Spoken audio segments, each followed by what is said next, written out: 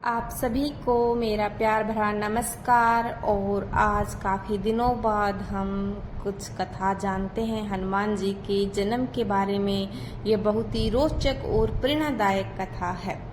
भगवान हनुमान के दिव्य जन्म और उनके महान उद्देश्य को समझने में मदद करती है। तो विस्तार से जानते हैं इसके बारे में, आइए वीडियो में बने रहिए। हनुमान जी का जन्म प्राचीन समय की बात है कि एक पर्वत था जिसका नाम था अंजनाद्रि पर्वत। वहाँ अंजना देवी नाम की एक अप्सरा तपस्या कर रही थी। वह भगवान शिव की भगत थी और उन्हें प्रसन्न करने के लिए कठिन तप कर रही थी। अंजना पहले स्वर्ग की अप्सरा थी, लेकिन श्राप के कारण उन्हें पृथ्वी पर आकर जन्म लेना पड़ा था। श्राप से मुक्ति के लिए उन्हें भगवान शिव के तेज से उत्पन्न एक पुत्र को जन्म देना था। अंजना देवी की तपस्या से प्रसन्न होकर भगवान शिव ने उन्हें आशीर्वाद दिया कि वे समय उनके अंश के रूप में पुत्र रूप में जन्म लेंगे।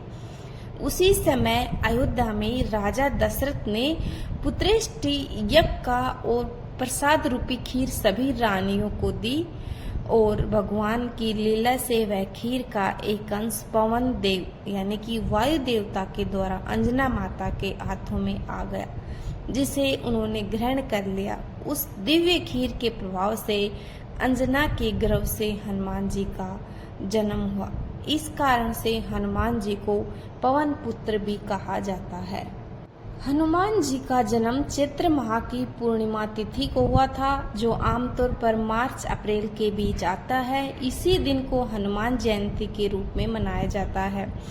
हनुमान जी का जन्म किष्किंधा के पास अंजन पर्वत पर हुआ था। यह पर्वत आज के झारखंड राज्य के गुमला जिले में स्थित है। कुछ मान्यताओं के अनुसार उनका जन्म कर्नाटक के क्षेत्र में भी माना जाता है, जो प्राचीन किष्किंधा नगरी के रूप में जाना जाता था। हनुमान जी बचपन से ही बहुत बलशाली और तेजस्वी थे। एक बार उन्होंने उगते हुए सूर्य को लाल फल समझकर खाने के लिए उड़ान भर ली। इस पर इंद्रदेव ने वज्र से प्रहार कर दिया, जिससे हनुमान जी की ठोड़ी यानी कि हनु में चोट लगी। तभी से उनका नाम हनुमान पड़ा।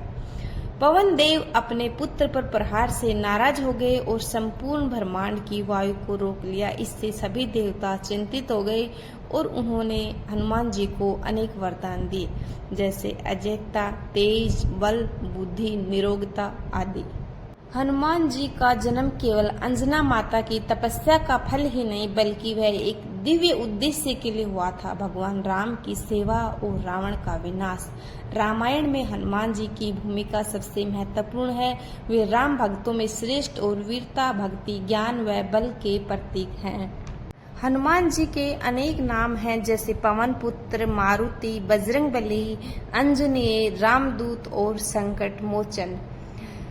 हनुमान जी कलयुग में बोल रहे हैं कि एक देवदूत हैं, जो कि उन्हें अमरता का वरदान है कि वो कलयुग में कल्कि के अवतार तक रहेंगे और जितनी भी बुराइयां हैं उनको समाप्त करेंगे।